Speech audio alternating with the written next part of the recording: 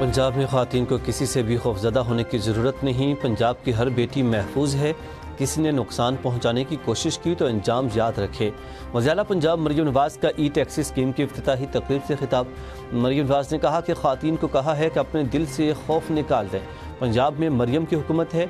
रोज़गार के जो मौके मर्दों को हासिल हैं अब वो ख़वातीन को भी हैं। वज़ीर मरियम नवाज़ का ग्रीन बसें पंजाब के हर ज़िला में पहुँचाने का ऐलान।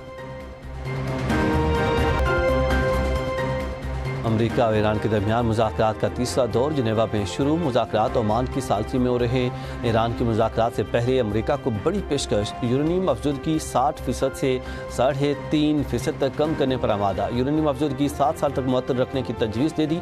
ओमान की ईरानी मुसवदा मिलने की तस्दीक। ओमानी वज़ीर ख़ारजा अमरीकी मुज़ाकराती टीम को ईरानी तजावीज़ से आगाह करेंगे। ईरान का इंतहाई अफजोदा यूरेनियम के मौजूदा ज़खायर बैरून मुल्क मुंतकिल करने से इनकार। ईरानी मीडिया का कहना है कि पेशकश से अमरीका की मामला हल करने की संजीदगी का पता चलेगा। अमरीका जोहरी प्रोग्राम 10 साल के लिए मुअत्तल करने का मुतालबा कर रहा है।